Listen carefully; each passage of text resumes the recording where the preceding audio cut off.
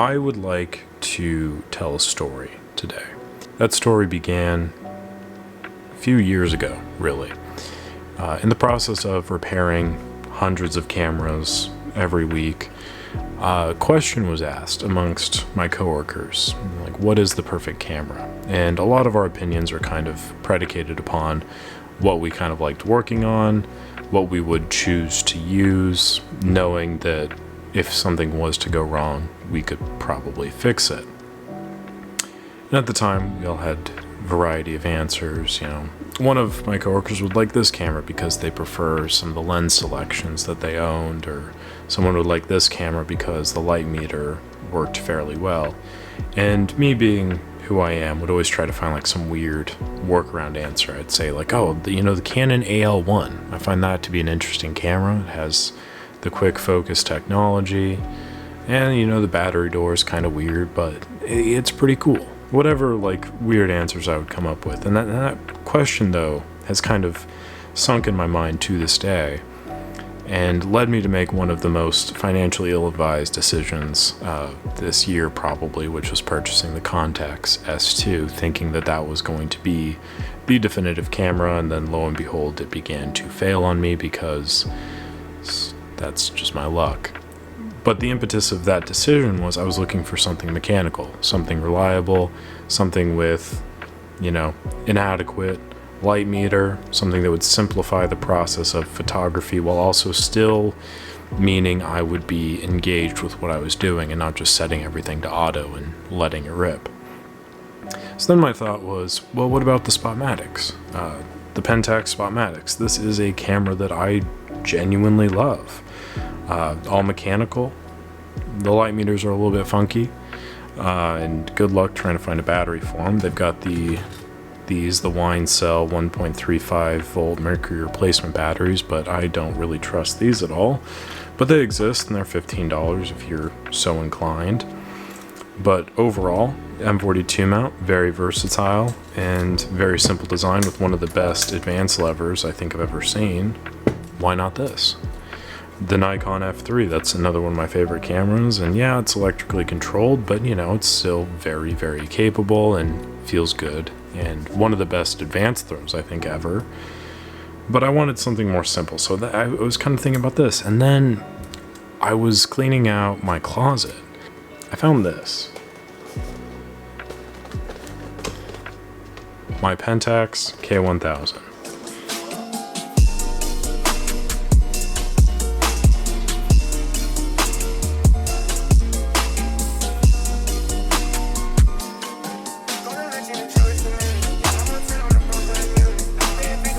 And let's be honest, this is not like a professional use camera by and large, I would say. The F series of Nikons, some OMs were used professionally, the later stage of like the autofocus Canon SLRs. Those were more of like the professional use case cameras. The K1000 never really got that high of regard. This was not the flagship model. That was the KX, the K2 DMD. That was the LX, that was the MX. It was all these other cameras, but the K1000, there was something interesting about that. This was in production that entire time. This camera ran from 1976 to 1997, which, if I am thinking properly, is the longest range of production of any 35mm SLR system ever. Any singular system. This has been made through all of that. It sold over 3 million units. 3 million cameras. Just this one. And for that, I think it's definitely worth talking about. I love just the red Pentax. It reminds me of like the older straps that they used to have. And the K and the K1000 always kind of bothered me because trying to like fill it in with one of those like ink markers or whatever was kind of challenging, but the body is like, this is just the body only box. You can get them with a kit as well. The other thing I want to point out too is this in the back here, assembled by Asahi Optical International Limited in Hong Kong. This is important, we'll get back to that later. And that's pretty much it in terms of the box. I really enjoy it, so I wanted to talk about it. It has like this nice kind of chrome finish. And here we have the camera. So I'm gonna pull this out and then we'll talk about it.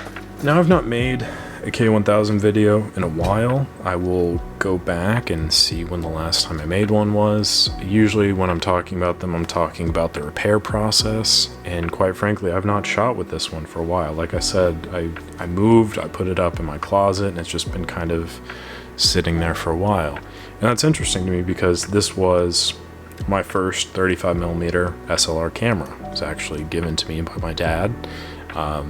I was visiting them in Florida, and he was like, "Hey, do you want to use this?" And I was like, "Yeah, for sure." And I've taken probably some of my favorite photos on this camera, and it has outlasted all of my other cameras. I've never really had an issue with it. It's always there. It's always reliable. I think the last time I seriously shot with this was last summer.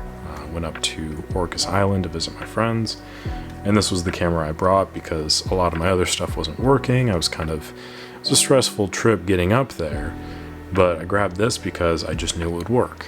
And I think that's kind of the testament to this camera, why I wanted to revisit it and really just kind of give it some shine. But first, the facts. Like I said, this was produced from 1976 to 1997, 3 million units sold. This is one of the first cameras that featured the K mount as opposed to the M42 mount, which was featured on a lot of the Spotmatics.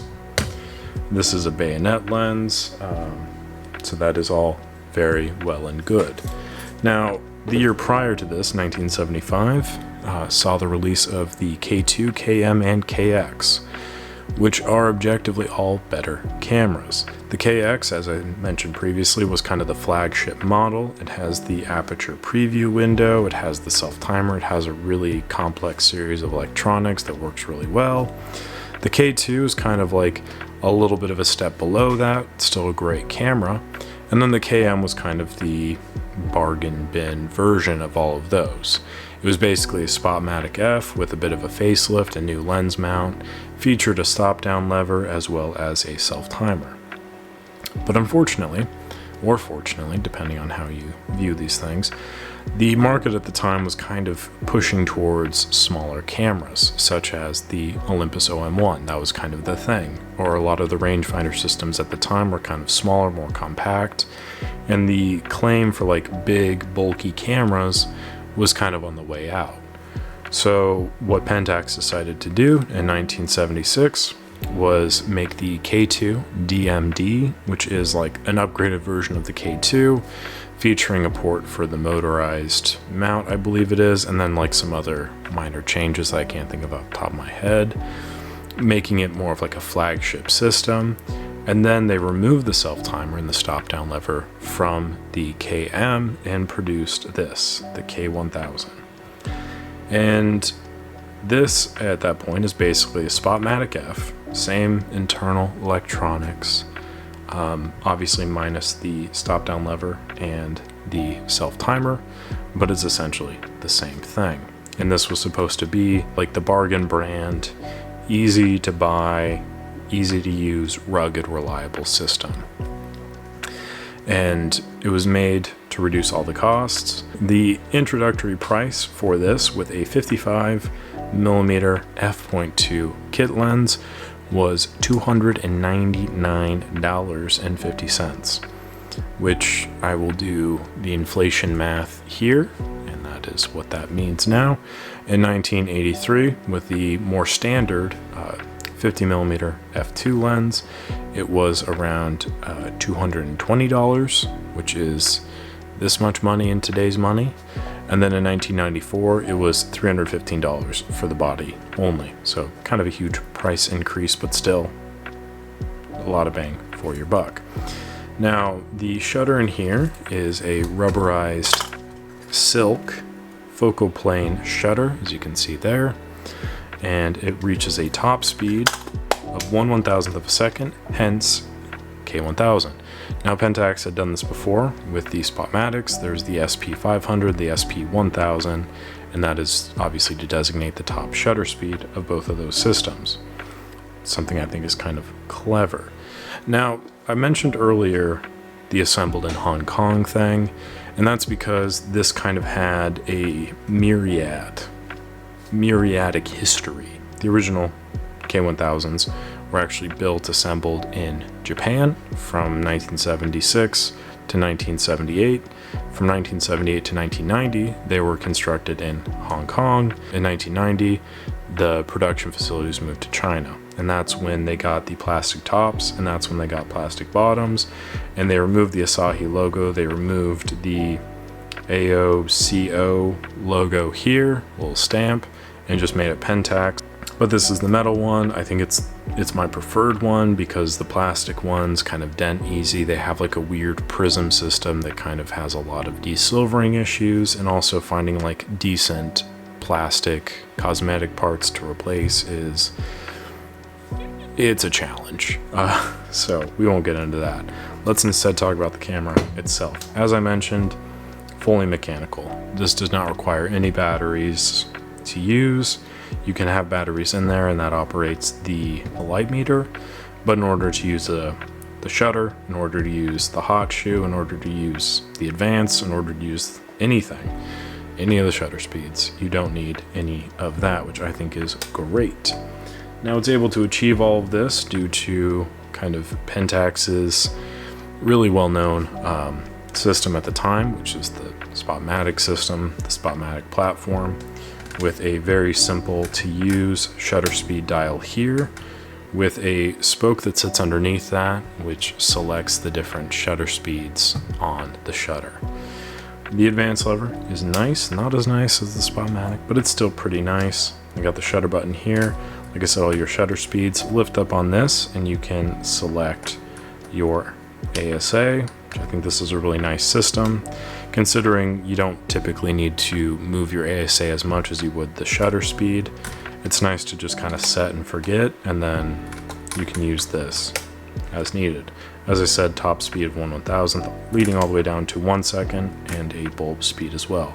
Shutter button, frame counter, a little frame counter cover, and this little orange arrow there denotes what speed you're shooting. If you pull up on the rewind switch here, pop open the back, that's where you load the film in, pull it over, slide it into that slot there. I like to advance, fire,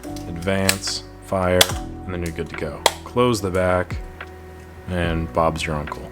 Shoot until you're done with the roll of film, until it either reads 24, 25, 36, or 37, whatever kind of film you have loaded, until you can't advance anymore. Go down here on the bottom, press in on your rewind button there, and kick this up, and you can rewind your film, and it even tells you the direction in which to rewind. And then when you're done, pop this open, pull it out, good to go. As I mentioned, you've got the hot shoe here. The flash sync speed is 1/60th of a second, which is kind of standard for this kind of shutter. On the front here, you also have a flash sync port. If you're using like an external flash unit, you plug it in right there. Very simple viewfinder. In the middle, all you have is what I will show you here. It's kind of the same system as this Spotmatic. There is the very simple Galvan meter with a needle. All you're trying to do is line up the needle into the middle there. Fairly straightforward, fairly easy. And then in the bottom here, all this camera takes is one LR44 1.5 volt battery. You can use a coin fairly simply to just unscrew this.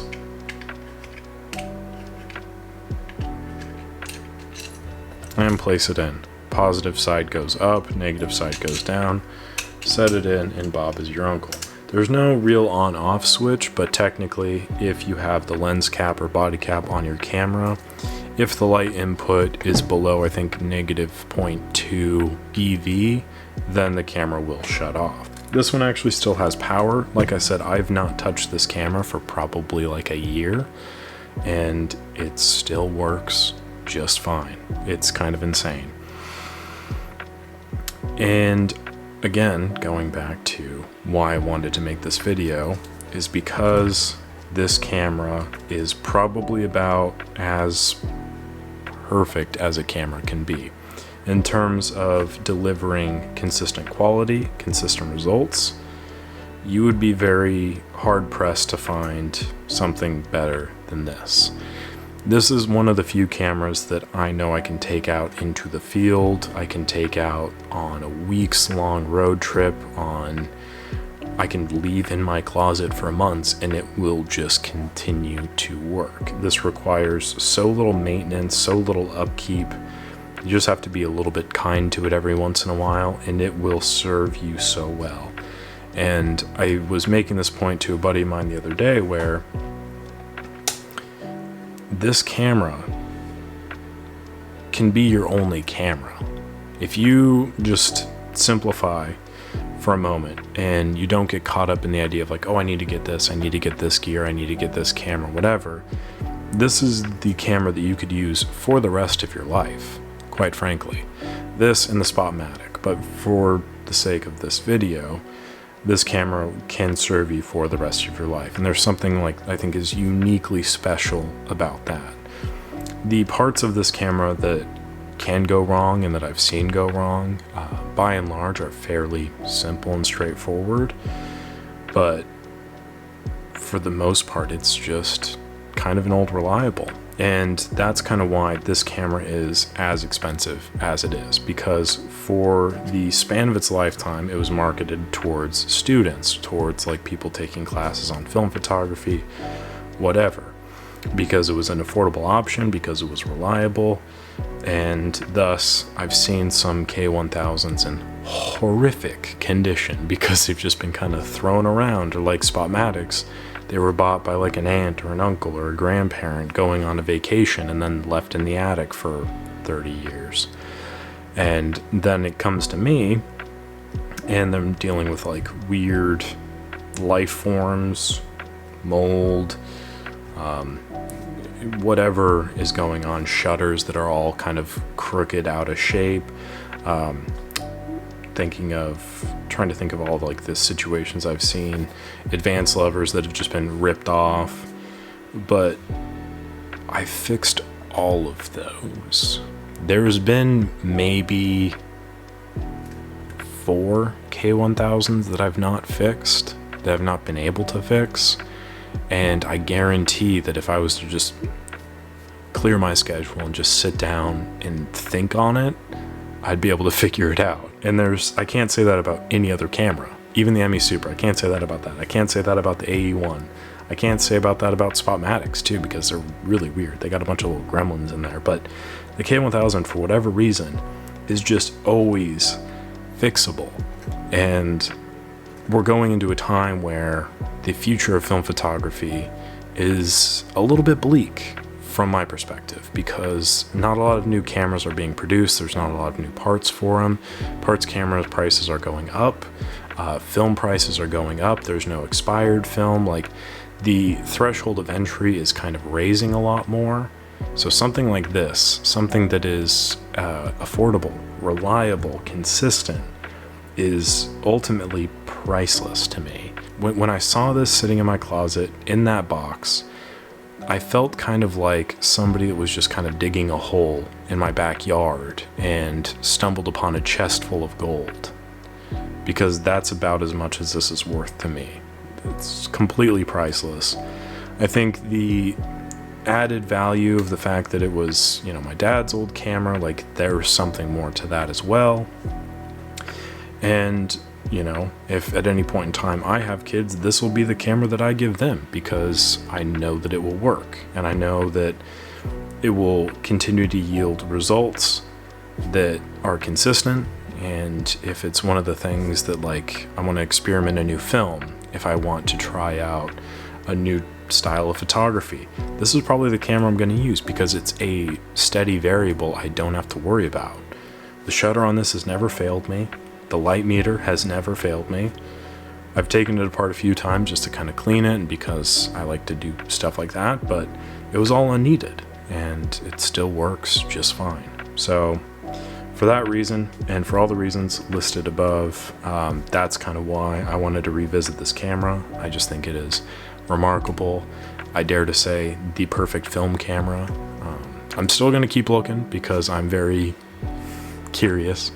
But I think for the time being, I do want to shoot with this more. I want to have that experience more, just the boiled down root of what film photography is. Feel that direct connection with the medium that I've been missing lately, to be quite honest. And there's no better way to experience that than with a K1000. So, 3 million copies though. Can you believe that? That continues to blow my mind. I read that number and I was like, there's no way. But it does make sense. I hope you enjoyed the video. I kind of am enjoying making these. Comment down below. What is your experience with the K1000? Have you enjoyed it? Let me know if there's any other cameras you want to see me kind of do a revisit segment on. But for now, I think I'm going to not put this back in the box. I'm going to put a lens on this, put a roll of film on this, and I'm going to go give it a rip. So, thanks for watching. Subscribe to the channel, thumbs up, all that good stuff. I'll catch you on the next one.